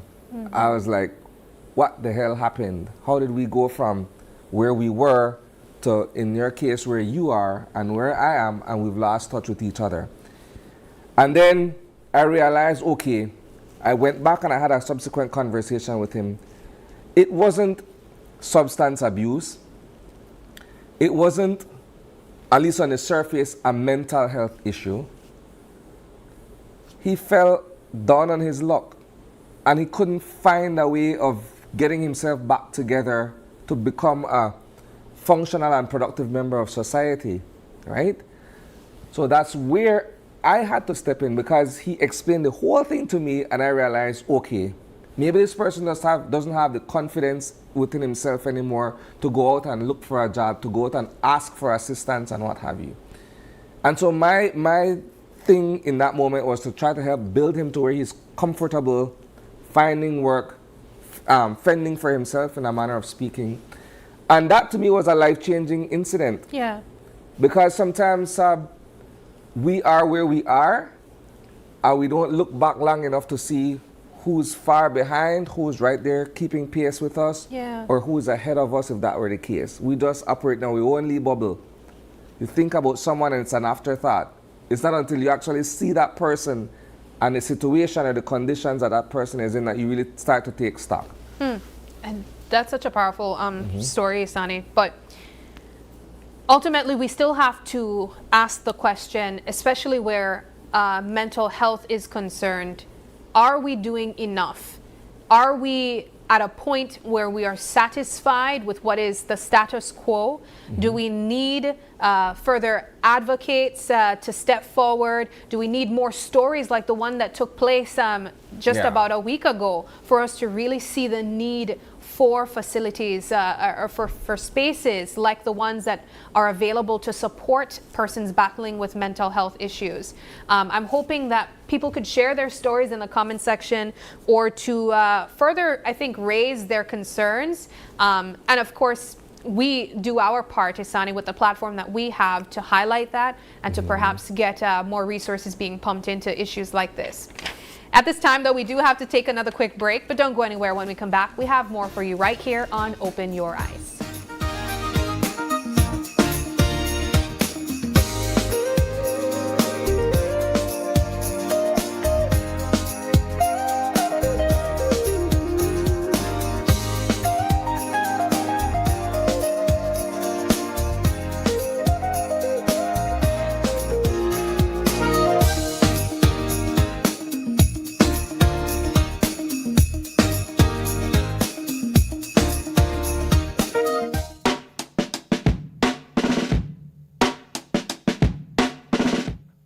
Boss, you really not supposed to smoke that in, you know. This is a public transport and that smoke is dangerous for we. Miss, this is my car now. I could smoke in here if I want. And I could choose not to sit down in and smoke. Second-hand smoke kill the same way like a cigarette in your hand. You want to get out? Well, be my guest. Look, she right, man. The smell stain of the whole car plus palm my clothes. And my be a bigger asthma. Never think about it like that. I'm really sorry about that. It's okay, as long as I don't do it again. Secondhand smoke harms everyone. Keep our public transportation, schools, places of work, and all public spaces free from smoke and vape.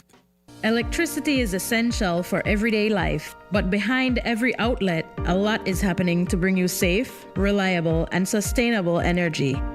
Let's start at the beginning. Independent power producers across Belize generate electricity using a mix of renewable and non-renewable resources. Electricity travels across a network of high-voltage transmission lines capable of transmitting electricity across long distances. Electricity then reaches your nearest substation, where it is adjusted to a lower voltage, making it safe to travel on the distribution lines you see in your community. From there, electricity makes its final journey from the distribution lines to your home, providing you with safe and reliable power when you need it. Belize Electricity Limited. We continue to serve you. Unwrap the joy of crystal clear picture and sound from Iowa, the brand that offers you affordability and exceptional quality. Iowa has a wide range of exceptional products to choose from, such as TVs, speakers, headphones, home appliances, and much more at affordable prices that won't break the bank.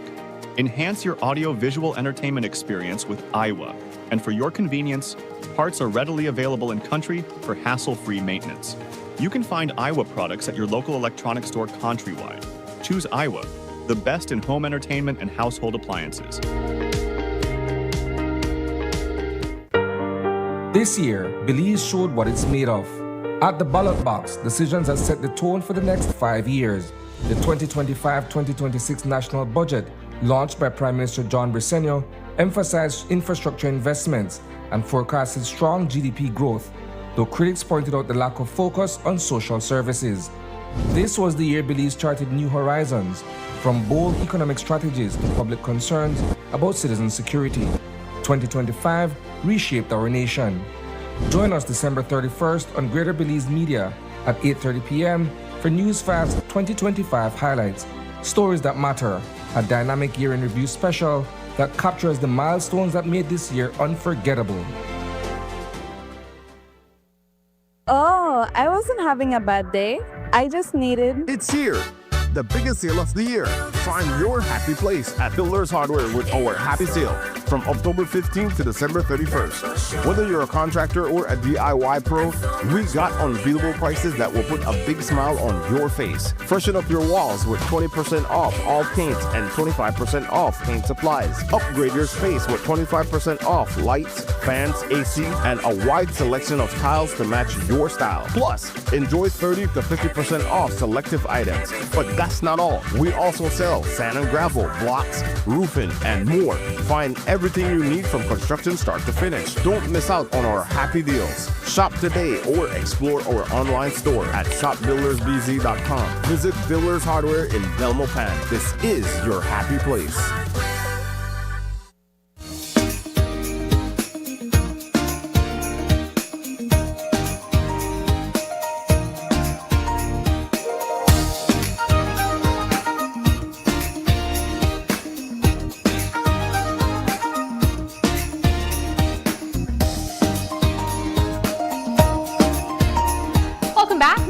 Jumping into our final discussion of the morning, and this one's also very much aligned to the end of year preparations. You saw earlier me and Emmanuel sit down with Lucien to talk about planning for your financial goals for 2026.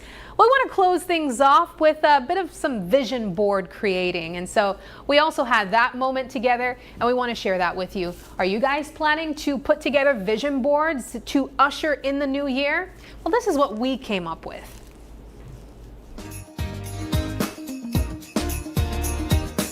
Welcome back. We are jumping into our next segment of the morning.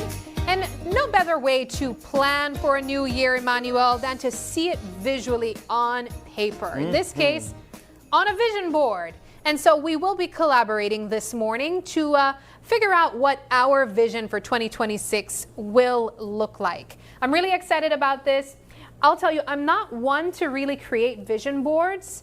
I think it's kind of juvenile, but I like it as well. I think it's fun too, just to have an activity with your friends. A lot of people kind of do vision boards together. Some couples do vision boards together. Nice family bonding. Some families do vision boards together. I'm more of like, apparently a digital person, I'm realizing now. But we're going to do this together today. And we're going to see if we have some goals that cross over and are very similar with each other. So I don't know how you feel about some arts and craft. Well, I've always liked arts and craft, you know, and I'm very creative. So I think we're going to have this looking real nice. And we're going to be putting a spin on this. I think everybody's going to be making a vision board. All right. We're going to make vision boards a thing again. And so we got to make it pretty. Let's start off there. So I'm going to start by putting these borders on.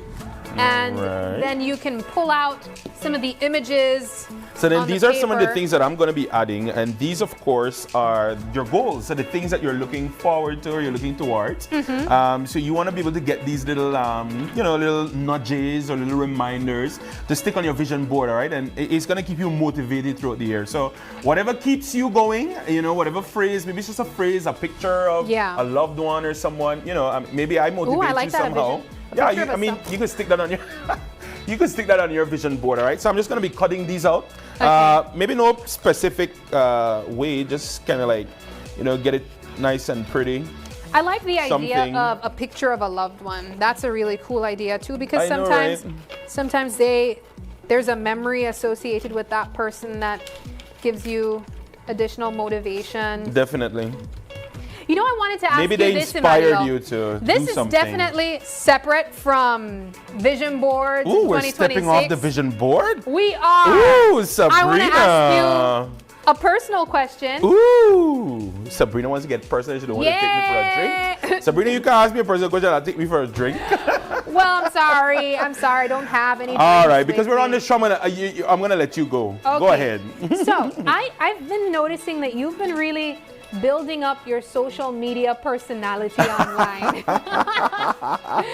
And your TikToks are so funny. Are you watch me on TikTok? I do. I didn't know you're one of my TikTok buddies. Oh my God. Fans. Oh, fans. Oh my God. I'm a full-on fan. Oh man. So Sabrina is a fan of mine. You all heard that right here today. Sabrina is a fan of mine. Oh man.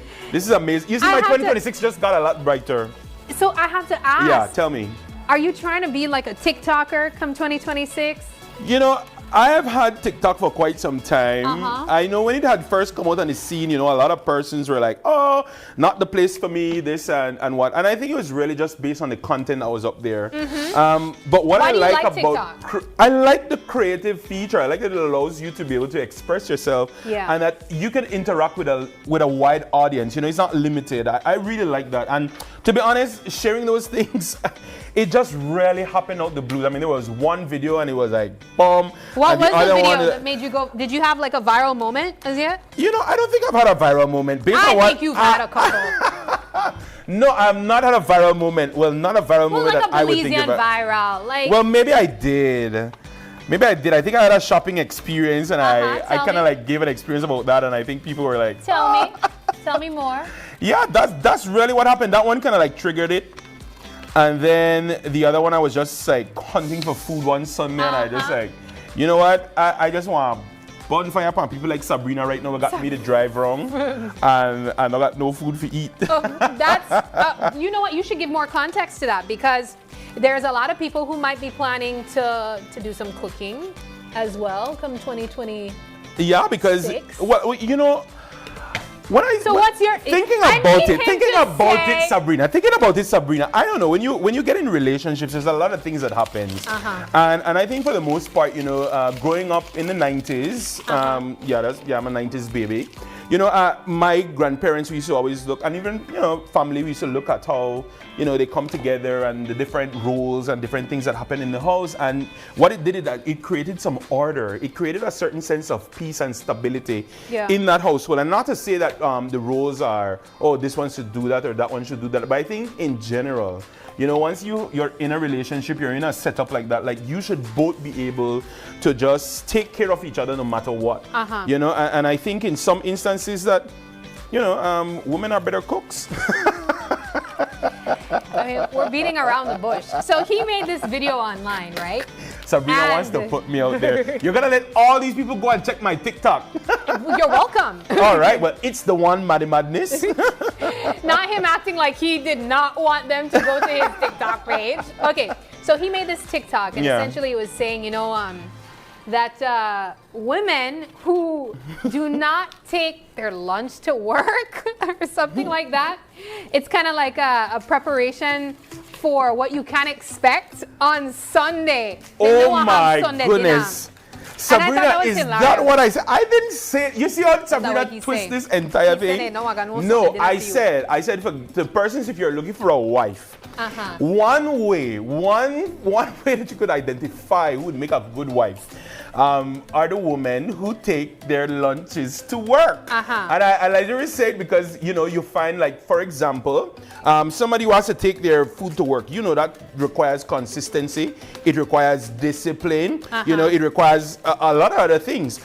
So, those reveal good characteristic traits of women. And so I just say, guys, if you want to find a good wife, look for the one that got a food container, because they always got food then could feed you. And at the end of the day, you will save money. That's hilarious to me, I swear. So it was not to attack the people who don't take food to work, but it was to uplift the ones who do take food to work. Yes. So that's what it was. All right. And do you think that it was successful? I think it was very successful. I think a lot of women agreed that, they take their food to work and they make good wives. And apart from that, there were a lot of men who found it hilarious, and they agreed as well that they want their, they want that nice home-cooked meal by their wife. Yeah. They feel like that's a way of the women expressing love to the gentleman, and, that's what they want. Yeah. I think I won't... You won't beat me up more on that. I know I mashed the can for the wives that want to cook either. I mean, that's okay. No. Yeah, but I thought it was really funny. So yeah, he's growing his social media, and that's really cool too. I know there are some people who they have to go about planning things like that as well. And really? Yeah, if you want to get big on social media, you have to consistently post, and you have to come up with content and plan all of that. Oh, too. wow. I think you have a personality for that, in my Yeah, opinion. I do, but I don't know if I have the time. Yeah, that does take time. I don't know if I have the time, and I'll tell you, when I did the video, you see how I got a nice haircut. I did not notice any of that. Oh, you didn't notice? I was too busy consumed by the content, like what you were saying. But I love that. This is really, I think this is a good one that we actually forgot to mention. Limit screen time. I oftentimes doom scroll. And I think this is a really, really good one to also remember. Yeah. Have intentional time as well. Limit screen time. You can start You TikTok. have to come off my TikTok sometimes, Sabrina. You should stay on my TikTok I find too them much. while I'm scrolling, while I'm doom scrolling, they pop up. Oh, and then wow. I have a good chuckle, and then I move on. Okay, let me start this over here. But yeah, I thought that was really funny. He makes a lot of really funny content. But we also have some similar things here. We have, of course, going back to the gym. This looks like probably school or organizing your time, work related. Let your faith be bigger than your fear. I love that. I love that one. Oftentimes, we're scared to dream big. Oftentimes we're scared to say what we really want because we don't believe that it can happen. Or we don't feel that we deserve it. Oh, that's a good point. Some people actually suffer from something like that. Like they feel like this is just too good for them. It's like they've never really had anything so grand or so nice. Yeah. And that trauma really sometimes when they start to find success, even the success, they become scared of it. You ever heard about that? No, I've absolutely heard of that as well. Can you open this for me, please? You want me to help you with that? Yeah. Okay, let me help you with Wait, this. I got it. You got it. You see? Okay. Yeah. No, I've heard of that as well. I think even for me, I've probably had times where I've had to ask myself why I'm scared to admit that maybe that's something that I would want.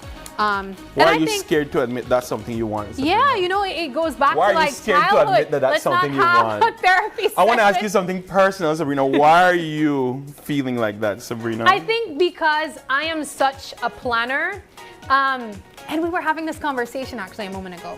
I'm such a planner, and I love things going in order, and sometimes I kind of get ahead of myself that when it doesn't go the way that I have it planned in my mind, I get so incredibly crushed by it.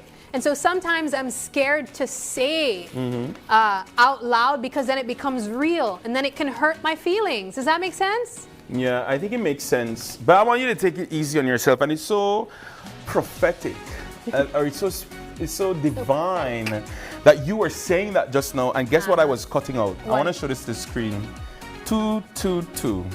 I don't know if you should say that. That's like an angel number? I don't know if you should say that 222 or you should say 222. Yeah. But it says you are exactly where you need to be. Trust the divine timing of your life. Sabrina, this message is for you. Thank you. I want you to trust the divine timing of your life, all right? The world is not a perfect place. We're all imperfect people, and that is what makes us perfect. So I want you to live your perfection, make mistakes. You know, don't plan everything. He's gonna make just me cry. go with the flow. And I'm definitely crying in 2026. You are where you need so to where be, would darling. you place that? 'Kay, I'm putting in the middle. 2026 is my year. Are you gonna put that on the side there? Yeah, we're just gonna take that right there. That's a big reminder at the top. Okay, so we're gonna put that there. My family is healthy and happy. I love Oh, that I want one. my family to be healthy and Oh, yes. happy. I want them to be with me forever. You know, sometimes we don't realize that our health is our greatest wealth. That's very true. Yeah. So our greatest wealth, I mean, sometimes we're so planned and focused on all these other things happening in life, and, you know, we take for granted that one thing that really is important, you know. Oh, I think we should put "Let your faith be bigger than your fear" at the top. That's very important, or somewhere around here. I'm gonna put it above Sabrina, that. I think these are the keys to my To home your after I finish house, styling yes. it. Oh my goodness, guys, did you see that? Oh wow, excellent. And those look like my hands. I think. Okay, so where do you want that? Where is that place? Is that place somewhere around the I side? want you to put it. I want you to put it. I'm gonna So see, put we it have right some other around stuff here, just to make it nice. Oh yeah, we forgot about the fun. words. I'm gonna put it somewhere on the side. So we have to because- put the 2026. Let me see if I could find that. 2026. I think I need another 2. You can see I was not very like arts and crafty. Financial I stability. think you're doing an amazing That's pretty job. important I think to you're me. doing an amazing job, and that's the first thing I want you to do. I want you to stop saying that you're not, because you are. Everything that you say that you're not, I want you to remember that you are, and everything that you say that you are I that feel is like negative, I'm getting I want you to free remember that therapy you're right not. here. Oh yes, I love yes. it. Like, are you available outside of working hours? I'm available, Sabrina. Always This is available like- for Sabrina. This is like free therapy. This is crazy. Okay, so Okay, so I don't have a- finally protected on the side here. Yeah, you know, I don't have another 2, so I'm just going to do the 26 for Okay. the 2026. You know, we could do that, and then we have like the little Okay. thingy Yeah, the there. apostrophe. Yeah, look at that. I think we could stick it right Financial there. stability is going to be right with your house because Yeah. you're going to have a home and you are going to feel financially stable with it. Yeah. And how do you feel when you think about all of this? Is this like a wow moment? Yeah, I love Oh it. wow, we'll look at that. Wow. Oh wow. We could just put a wow right there. That was so corny, I Sabrina, love it. woman of wonder. Look at that. That is woman so of wonder. corny. Oh my God, Sabrina. Okay, we'll take it. All right. Okay, it doesn't stick. And another thing, I think we should stick this as well. Uh-huh. Let's put be. Just be your authentic self. In 2026, I just want you to be. Don't worry about people who are going to limit you. Don't worry about people who tell you you're too loud. Don't worry about people who tell you you're too shy, you're too quiet.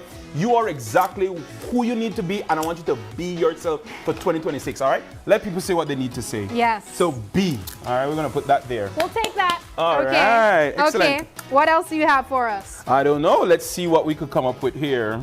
Okay, so I have I attract This incredible is opportunities. never the best word to start with. F. Fun. Limit screen time. I'm gonna Yeah. put it around here. You know what? There was a guy who was on the show, and I think the message that he brought was so important. What was it? He was saying that we needed to run. And you know what? I think we need to put run. Okay. We want to run all over 2026. I would have put the free, but we don't have the rest. We're going to be running. Yeah. I like Run. that. Yeah? Okay, so I'll try to stick this here like so. You're doing an amazing job. Do we have like maybe double? No, we don't have double stick No, we don't. tape. The letters are not adhesive, producer. So we're just gonna have to have Some sticky. some improvisation You know, here. what's a vision board without putting a signature to it? I agree. You know could what? also I think you put need to some sign this. shapes. What color would you like? I would like pink. Like a true girly girl I am. Oh. Okay. I want you to combine them. Okay. I want you to put the pink with the blue. Okay. We're gonna move these down. All right. Let me just get that there for you. Get that This is looking good. 26. Be wow, 26. Oh, wow. Career growth. Are you trying to travel? Look what in I found. Look 2026? what I found. Look what I found. I found a 5 and I found a 4. And I'll tell you something. My house number is 54. That's okay, so we're gonna put that there. Oh my Yes, yes, God, yes. put it right I there. love that. 54. Okay, Now perfect. that's a vision board. Yes. Coming into context. I love that. Oh wow. Mm-hmm. And Sabrina, you're like 16, right? So we're gonna put your age here. No? No. Do you want to travel come 2026? Yeah. Is traveling like on your to-do list? Oh, definitely. I mean, Is there anywhere you want to go? yeah, definitely. Georgia.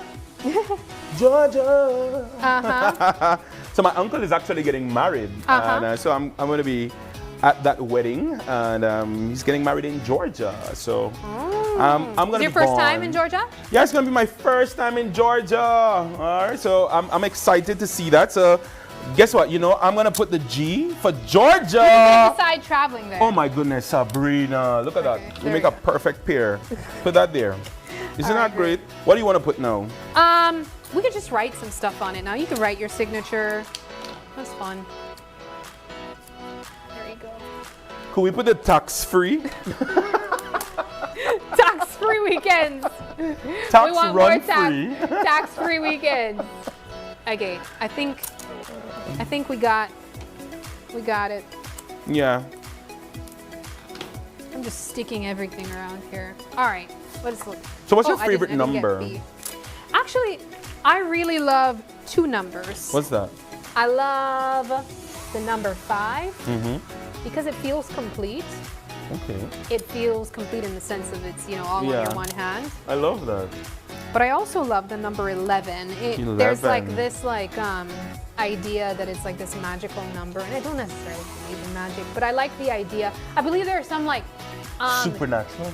not necessarily supernatural, but it's like an angel number that means means that things are aligned in the way that they should be, or something to that extent. I think in the Asian community, it also means like wealth.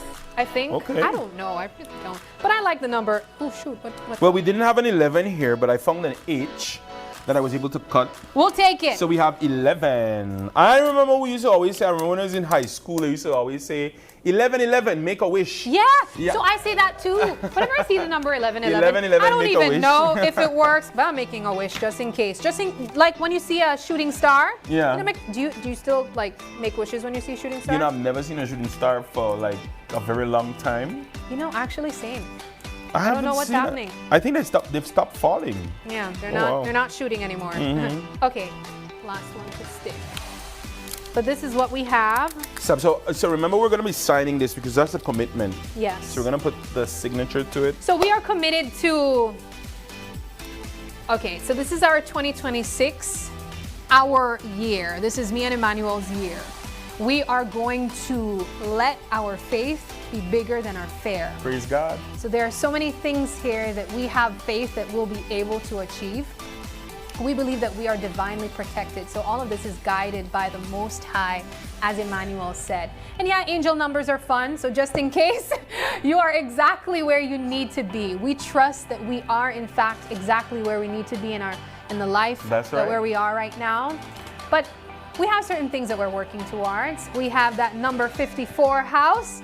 We already have the keys, but we want to get some tiles on it. Yeah. And then of course, we also want to continue growing in our career. I want to read more books aligned with the work that I'm doing. Emmanuel wants to get that $1 million deal. Yeah. We also want to continue attracting opportunities into our lives and be authentic. We want to be disciplined in all of the things that we just mentioned while still focusing on our family, running more, in my case, being more disciplined and lifting more weights and taking up that personal record, being more focused in my work, traveling, I guess. I don't mind traveling come 2026, but I want to be focused on my financial stability because that's important as well to continue working towards 2027. And hopefully it's a wow year in the end. It's a wow year. It's going to be a wow year. It's going to be a wow year. So make your plan, set out your vision, and keep your eyes on it. Yeah. Yep. This is a beautiful way to close off this conversation this morning. We take another break and we'll be right back. Stay tuned.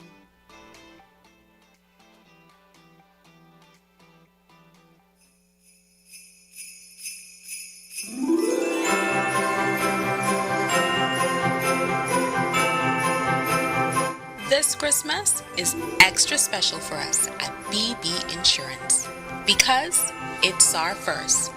You welcomed us into your lives, and we couldn't be more grateful. Your trust means everything. From all of us at BB Insurance, thank you for being a part of our journey. Here's to many more holidays together. Merry Christmas and a Happy New Year.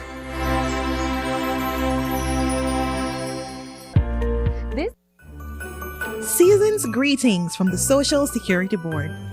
As the festive season fills our hearts with warmth and joy, we extend our heartfelt thanks to you, our valued customers, for your continued trust and support throughout the year.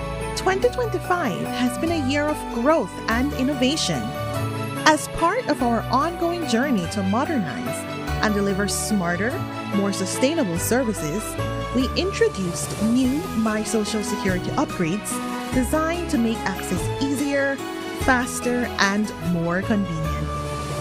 Looking ahead to 2026, we remain committed to being a dynamic, progressive, and sustainable organization, embracing technology to enhance customer experience and operational efficiency. This Christmas, we celebrate the families, workers, and retirees who inspire all that we do. From all of us at the Social Security Board, may your holidays be filled with love, laughter, and hope for the year ahead. We at Fulltech Systems understand that technology isn't just a tool, it's a game changer. At home, smart devices and AI are revolutionizing daily life. In education, tech is making learning more interactive and accessible for students and educators alike. For businesses and government, it's driving innovation, streamlining operations, and unlocking growth, leveraging tech for better services, infrastructure, and security.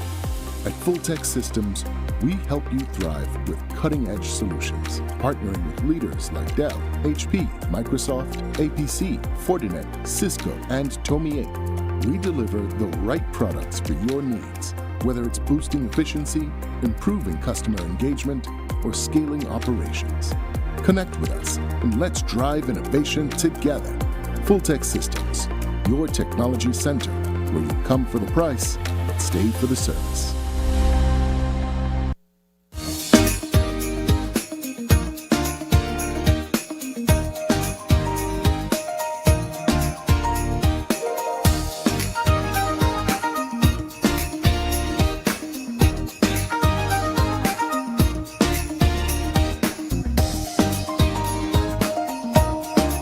Welcome back and thanks for sticking with us. It has been a wonderful Tuesday morning and we are winding things down to the close of the show. It's December 30th and if you're celebrating a birthday today, happy birthday to you. If you'd like to give a birthday shout out or if you have any questions, comments, or concerns, You can send us an email at oye@channel5belize.com. You can also catch us on Facebook, that's Open Your Eyes BZ, as well as Instagram, that's OYE Belize. You can even call us or text us on our OYE phone number, that's 675-2555. But please do us a favor and join us again for the last day of 2025. Yes. When you open your eyes. To start your morning right. Until then, keep your eyes, your mind, And your heart's open. have a wonderful Tuesday. We'll see you tomorrow. Bye.